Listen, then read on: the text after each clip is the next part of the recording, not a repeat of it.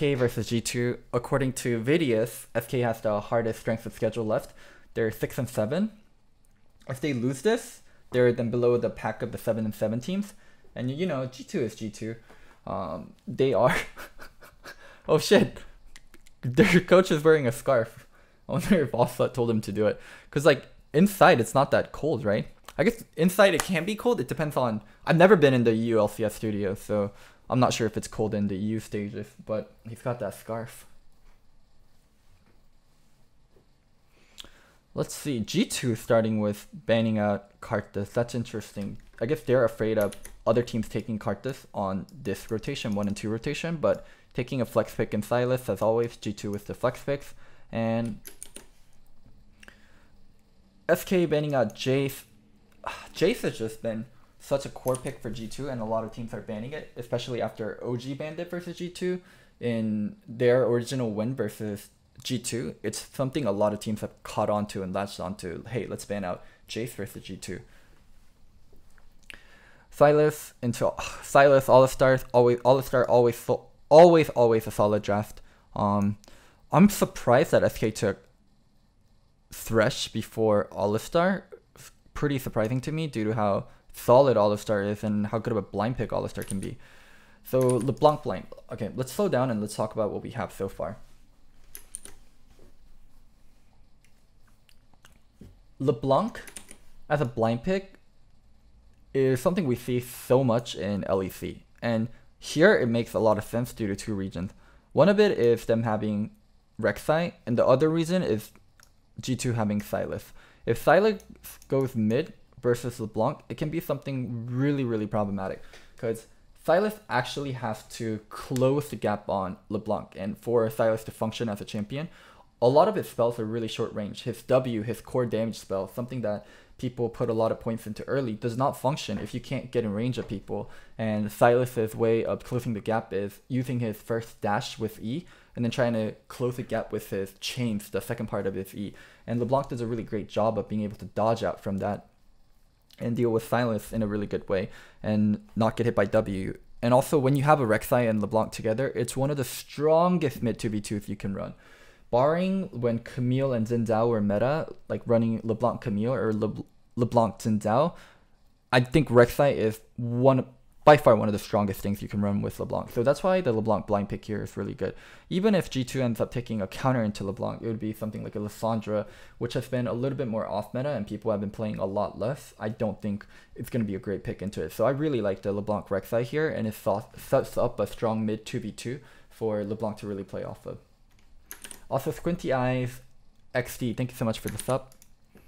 Going with a Elise ban, I guess they might be afraid of something like Zed Elise. Elise is a little bit odd on the ban list normally, but I just remembered they're playing versus G2, and G2 have been shown a lot of proficiency with Elise. And then, yeah, Lissandra, the thing we talked about, the other good pick into LeBlanc.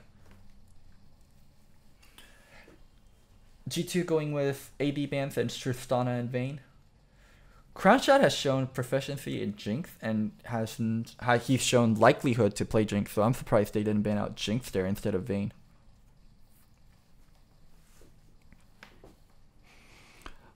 Okay, Irelia still maintaining the double flex. Okay, Jarvan breaking the flex. It can either be breaking the flex because Jarvan can go top, or it can still be keeping the flex because Jarvan can go jungle. Let's see what they lock in last. Not Dinger, I don't think. Yeah, Irelia. Okay, so they're still keeping double flex with Silas and Irelia, and depending on what's top, they're going to either send Irelia top or mid. This is one way as blue side you can play versus purple side counter picking you by having a champion, by having 2 flex picks and interchanging between both of them. Ooh, Poppy. So Poppy does pretty decent versus both Silas and Irelia because they're dependent on their dash, and Poppy W cancels out both their dashes, so a really great place to be.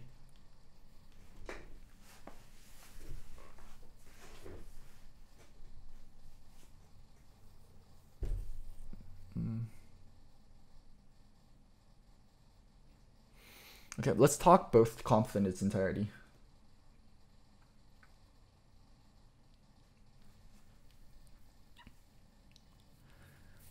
SK has more of a teamfight comp. They can 1-3-1, and generally they can 1-3-1, but when you have a Jinx, you have to team fight around the Jinx. You can't really ever play away from the Jinx and really play too heavily on like splitting, because G2's Jinx is really vulnerable when she's in mid lane, and she can get dove really easily by the likes of All-Star, by the likes of Jarvan, Sylas, Kai'Sa. They have so much dive threat onto. Oh, a little bit greedy from Zankos there, walking in all the way. So yeah, when you have a Jinx, you can never really truly play 1-3-1, and it's going to come down more to a team fight. And they also have a pop B, so they do have good frontline that they can play with. On the other hand, for G2, they can be a very exclusive 1-3-1 team. Sylas is a great 1-3-1 champion, Irelia a great 1-3-1 champion, and J4 does a great job of supporting either. They might have problems with Kai'Sa being mid lane versus Jinx and getting out range, and Thresh being able to threaten hooks, but generally G2 wants to play heavily for side lanes later down the line.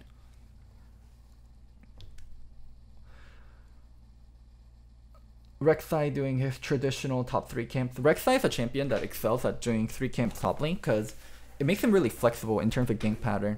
Like after he does 3 camps top lane, he could have even done red double golem scuttle into ganking top. He instead did red double golem wraith and then into ganking mid.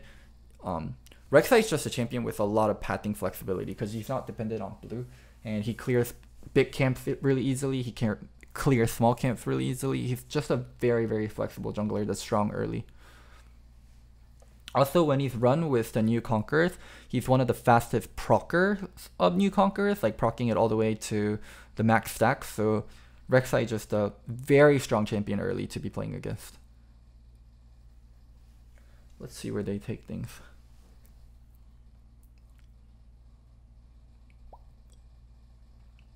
Rek'Sai just doing full clear plus 1 scuttle and recalling.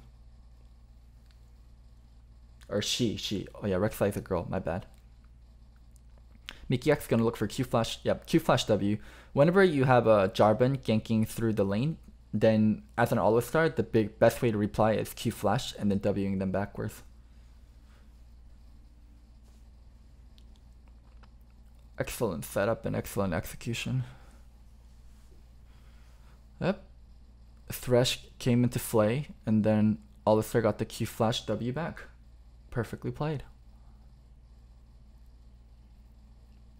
Wow, catching Jankos in the side there.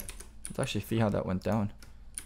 Why was he even there in the first place? Let's see. Okay, that's a replay. Jankos, why were you there? Okay, so Jankos was mid lane to place a ward to clear a pink.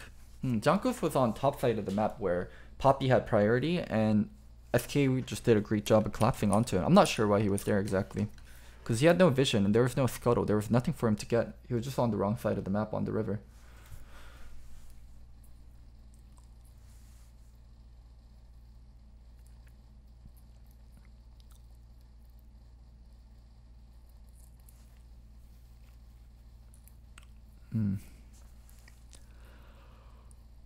Good early kill from SK. They're really going to want to lean heavily on the LeBlanc Rek'Sai strength to carry them through early game and put them in a good spot mid game. He knew Rek'Sai was there. Even if he knows Rek'Sai was there, he didn't have priority topside, so he couldn't have walked in the river. Like, you can't walk in the river when your top lane doesn't have priority, and Poppy had prio on Irelia at that point. Ooh, nice collapse from Caps. They caught Mickey X here, trying to contest. Great flame, Mickey X W'd him out. Crown Shot had to take a lantern in and had to burn flash. So many flashes burned from SK's side, and they ended up trading 1-for-1, so G2 doesn't feel bad about that at all. Jankos is so much of a helping player. If enemy players on your teammate, Jankos wants to help. I think that's a way too simplified way of looking at things. Like, I'm sure Jankos is a great supportive jungler and he knows how to support his lanes well, but you just can't walk up. Like, he can't help when your team doesn't have priority in a certain state. Like, when the enemy top lane can move first, he can't really help top side. He's not really helping by being top. He's just being vulnerable.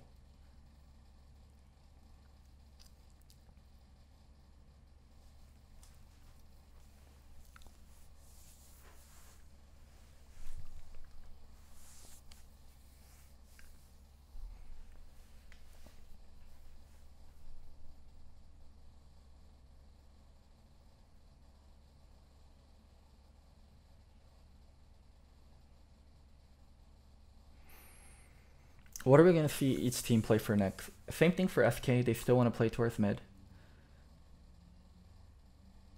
G2 actually going in for this blue invade here. Oh man, Pyrian, that was not what we wanted to see. So we can see G2 coming in for this blue invade because they have priority bot side. And you can see how Mickey X and Perks are the first ones to move in. While the Jinx is still on the turret. And Thresh is here, but Jinx isn't here. And you can see Zonko's here, and you can see Silas about to follow up. Silas is about somewhere around here, and he's about to follow up. So they're going to have a really nice collapse on a target. One thing that they do have to watch out for is Mickey X isn't level 6 yet, but he does have flash. So Mickey X is actually quite a vulnerable target after Alistar if they do go on him before he can hit his ult. Zonko's is also a pretty vulnerable target also, but he has his EQ, he has his flash, he has his ultimate. He can definitely reply to things. Let's see how this actually played out. They start with a hook on Mickey X, who I said was a vulnerable target. He hooked a little bit too early, by the way. And then Pyrian tried to go in, but Mickey X did an excellent job of actually just landing his Q there, and they're just collapsing on him. So yeah, Zonko goes on Pyrian. Pyrian jumps in, and then he tries to go for Mickey X, and then Mickey X just slams him to the ground.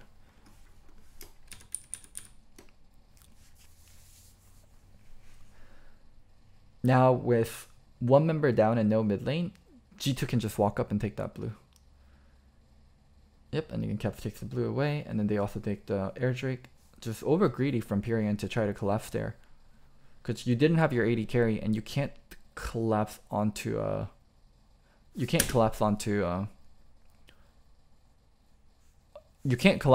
Alistar and expect that it'll work. Also, another thing that happened, Wonder traded a kill on Whirly B here, right? So a lot of people might be like, oh, that's just a 1-for-1. And it's not good for Wonder because he's the one up CS. Why is he trading 1-for-1 whenever he's ahead? But one thing that's huge here is look at the amount of creeps here. There's 1, 2, 3, 4, 5, 6, 7, 8, 9. There's 9 CS that Whirly B is going to miss out on because Wonder was able to dive in that turret and trade 1-for-1.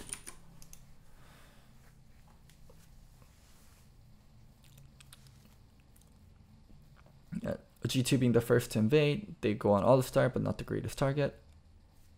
Oh, a gank on Caps, but looks like Caps lived.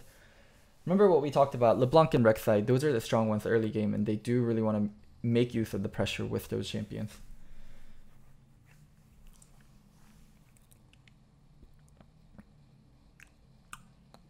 SK did a really great swap at around 12 minutes into the game, where they put their bot lane topside. One thing that it does is it keeps Whirly B out of laning from Irelia constantly, which is really bad for him because, yeah, shit is just bad right here. Like, if Poppy had to keep laning versus Irelia, he would just slowly lose versus the Irelia. And another thing is, by swapping Jinx and Thresh topside, they can get ahead in tempo, and they were able to take Herald, and now they're using Herald to slam this and potentially get first turret and all of these plating. Actually a really great macro move from SK. This early swap into taking Herald, playing for early plating and a first turret. Very good from SK. Really nice to see.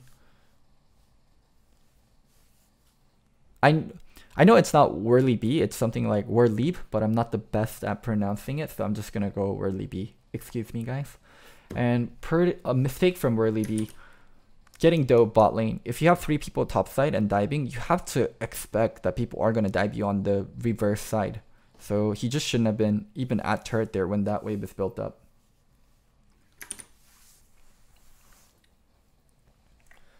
Yeah. He's just dying for that single wave there. Just really bad on his part because he has to know, hey, they're using the Herald topside and they're getting the first turret top. So the only thing that G2 can do is make the reverse play on bot side, and Whirly B just stayed in lane to catch one wave of CS. Pretty bad on his part.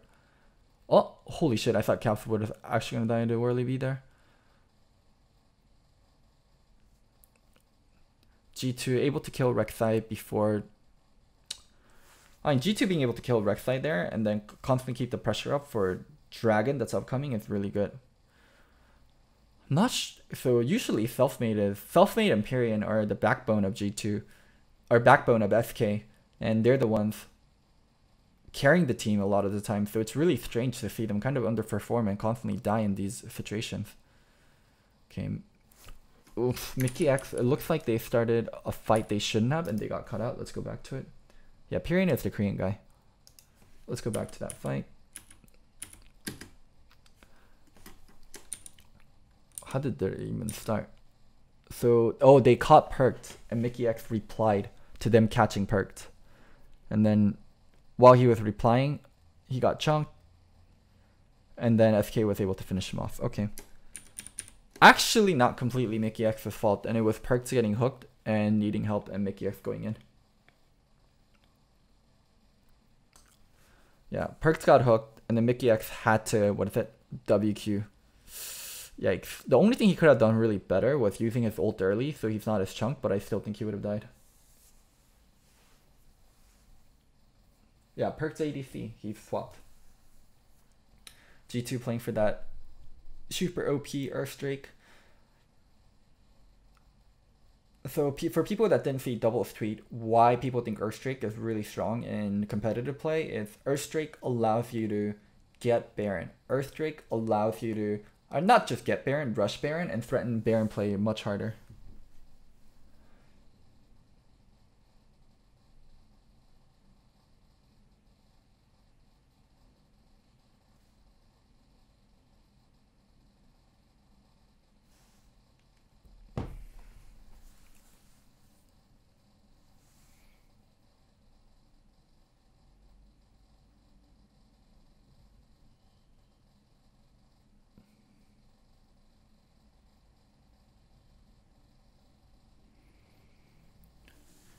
You can see where G2 is building their elite though. Even though SK had a good catch, G2 has stronger solo laners and a little bit better understanding of where they should be on the map and where they should be pressuring, and they're getting a lot off it. Like, Caps just got bot turret completely uncontested because SK had 4 people grouped up mid. Really silly from SK's part to have like 4 people grouped up here. I mean, good job on their part killing J4. Ooh, let's see. Yeah, damn, they're not going to be able to survive the follow-up. Well, let's talk a little bit about macro play, because G2 isn't just the better team because they have stronger players. A lot of it comes from map movement.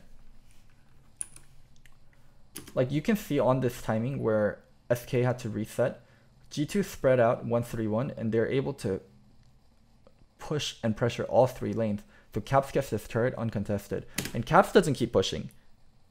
Really important. Caps doesn't keep pushing. He recalls and he's going to start walking mid. Another way he could have done it was flank through this side, but because G2 are... SK has all these wards, and he probably got a lot of gold from taking turret, so he has a lot of gold to spend. So it was really good that Caps was not greedy to continue pushing, but actually wanting to reply to this play from SK. So let's see.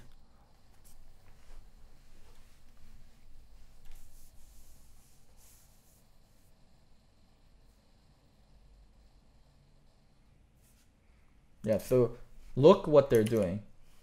Look, like, they're keeping distance and no one's showing up because they know that they can get goad on if they show up early, and no one wants to be the person that goes in early and gets picked off.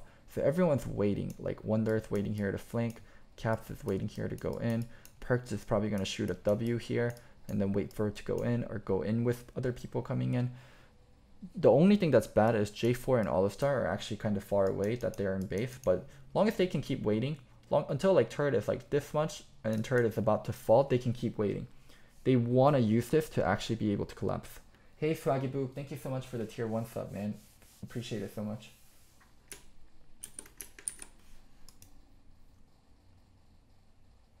Oh wow, they actually didn't wait for Alistar. They just went in as 3 people and they didn't wait for Jarvan or them. I guess it's a 3v4 at turret, and it's more than fine. So Selfmade had to burn flash off that engage from Wonder, and also Pyrian jumping out. But Whirly B coming in. Let's see how this is going to work out for them. Whirly B coming in. Pyrian jump back in. Pressure caps a little. Turret low. Alistar far away, but Zonko's nearby. And then ulted Dreams. Getting flayed. Oh man. Holy shit. Whirly B hit his ult on 2 people. This Poppy Hammer knocked out 2 people. Boom. That was actually insane. If he didn't knock out 2 people there, Dreams dies for sure, and they just collapse with Mickey X and rest of them. And now, yeah, he knocked out 2 people and slammed Jarvan against his own wall. Holy fuck, he played that situation well. But Mickey X replying with Flash WQ, knocked up 3 people, and rest of G2 able to chase them down. This play overall turned out better for G2. They still got to keep turret, and now they get to punish them in rebirth, but also if Whirly B didn't get the ultimate there, that would have actually been so much catastrophic for SK.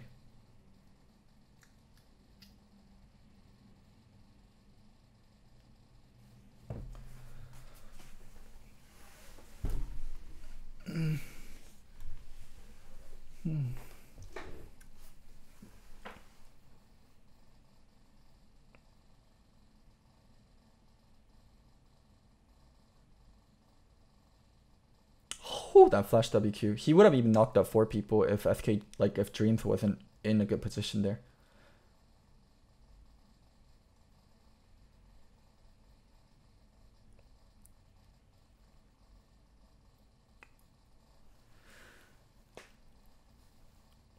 And G2 built a solid lead, 5k gold up at 21 minutes. Now what they really want to start doing is starting to take the outer, start to take the fights near Dragon. They really want to push their lead.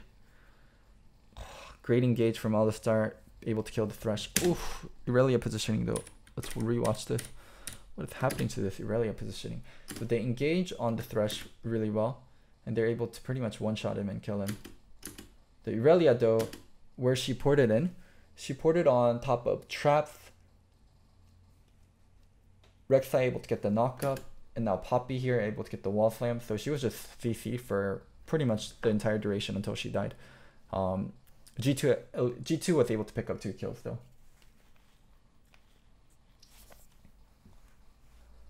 Then now replying with the follow-up chase. Oh, then Crownshot actually doing such a good job of dealing damage. Okay, but Caps just flashed in there and one-shot him. SK showing like signs of life. They're just not getting crushed. They're showing signs of life, which is really important. Like in a losing situation, just instead of just getting crushed, like doing pretty much anything possible to show signs of life, very important. What was the point of 4-man push from SK earlier to get that 1 turret?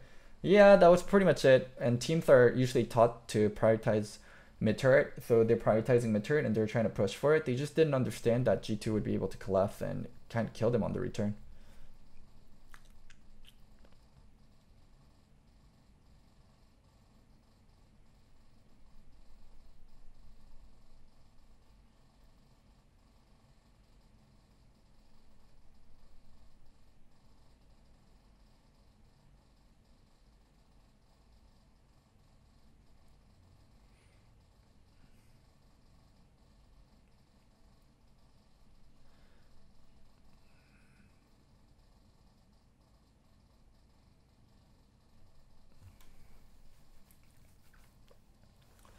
Is Ludens on Silas optimal? Usually people go Lich Bane a lot, but I won't question Caps on his builds. I do think Lich Bane is better if you're trying to go an aggressive build, but maybe you have to go Ludens versus LeBlanc, who is extremely hard to auto hit. It might be more matchup dependent. Oh, G2 losing 3 people after they got inhib. How? So they kill 2 people, they get free inhib turret. They're trying to turret dive. Oh my god. They're trying to turret dive and people followed up. Okay, Selfmade died there. And then Caps died on the when they were getting chased and Mickey X died. Wonder tried to be aggressive at turret, and this actually caused G2 to bleed kills on the way out. That was really bad. Yeah, get Baron. Kill Pyrian. Kill Whirly B. And then go mid. And then don't try to fucking kill people at turret. That's all you need to do. Isn't the current build Roa Visage Iceborne? That's more of a defensive build. There's a lot of ways to build Silas. That's not the only way. Damn, that was actually so troll from them. What the fuck was that? Oh, Cap. I was like, wait, how did the Jinx ult fire from there? But that was Cap's Jinx ulting. Warleep. Okay, Warleep. I'll call him properly. Warleep.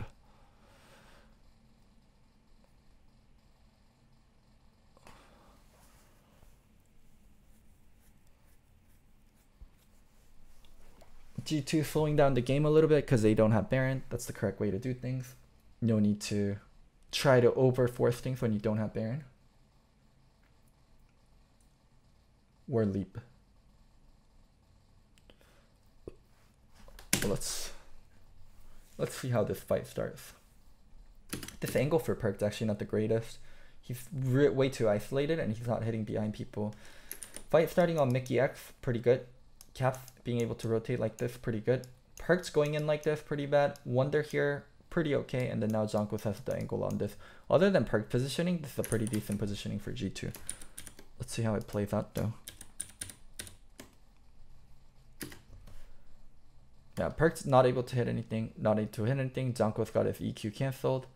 Now SK finding their positioning again. Mickey X going for a great WQ. Perk's right in there. They want to kill Crown Shot. Let's see if Caps can actually get in there, do stuff to Crown Shot, because that's what they're really looking for. Able to kill Crown Shot, but Caps dies for it. Mickey X still tanky in there. Dreams dies for it. Mickey X still tanky in there, finally dies. Caps actually didn't get to do much. He did kill Crown Shot, but he didn't get that much follow-up, and then now he's kind of zoned off. Wonder following through, Wonder following through, Wonder following through. They have to be careful of the 3v3. Oh, wow. Caps actually being on the wrong side and Wonder going in a little bit too early kind of fucked him there. And this fight goes 5v4 and SK actually wins it. Holy shit. Let's rewatch this fight.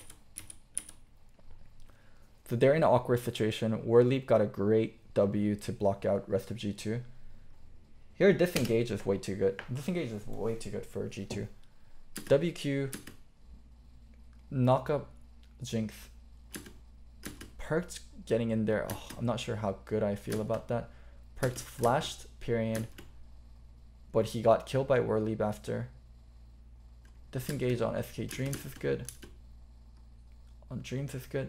Now Mickey X getting focused. I don't like Caps going this way. Caps going this way is really troll. He should be following with rest of his team.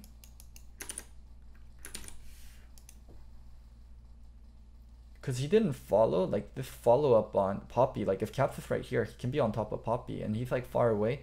And Wonder actually ends up taking so much damage even before Caps is near. And then now Zonkos goes back in, but he gets cleaned up. The later half of the fight, G2 fought so separately, and especially from Caps, because Caps was like 8-2 before that. So him being part of that fight was super important.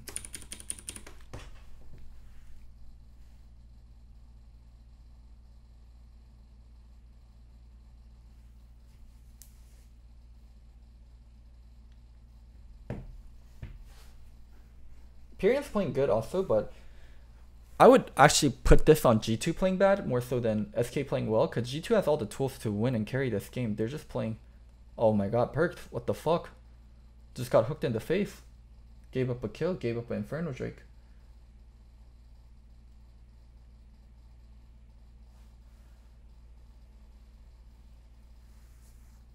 Just giving up, like, just bleeding free things.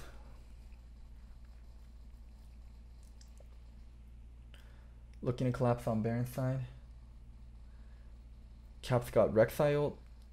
Rek'Sai got Baron. SK gonna clean up rest of it. Wait, what the fuck?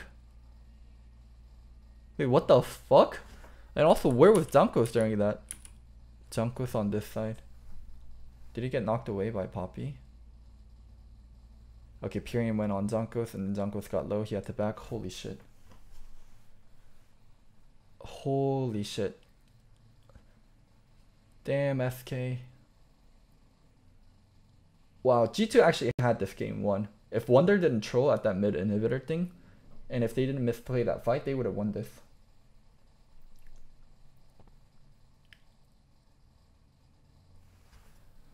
Oh my god, this is fucking trolling.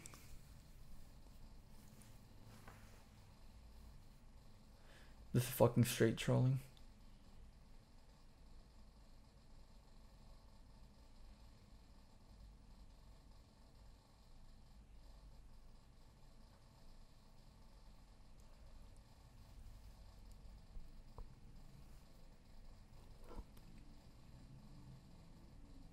How do you think this game is compared to the TSM versus C9 game?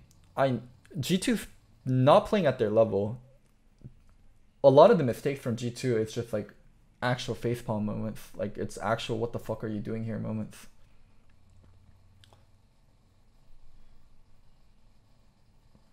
SK pushing 2 lanes. G2 actually did a great job of sending Caps top and Caps split pushing. Now they're gonna have to send someone back to deal with Caps. If Caps can 1v1 the Poppy, oh my god, I would love to see Caps steal Poppy ult here and just ult Poppy away. Okay, he stole Poppy ult. If he can keep Poppy away and send Poppy to base and then keep pushing and then, what is it, Perks keep pushing while they try to defend this, this is actually can be game winning. Okay, shot Poppy away. Oh, he's just recalling. No! Why did you recall? Why didn't you just stay up there? No. I think if he was going to do this, he stays up there so Poppy can't teleport. And whenever Poppy does go on him, then he can try to start fighting the Poppy. And after that 1v1, he can deal with this. Holy shit, they're actually going to lose this like that. Yikers. That was massive yikers. Damn. We're Leave MVP this game. So usually it's Pyrian and Self-Made. It's usually Pyrian and Self-Made that are carrying SK, but Warleave actually plays so well here, and that's the core reason that SK won. Damn, that's a way to upset G2.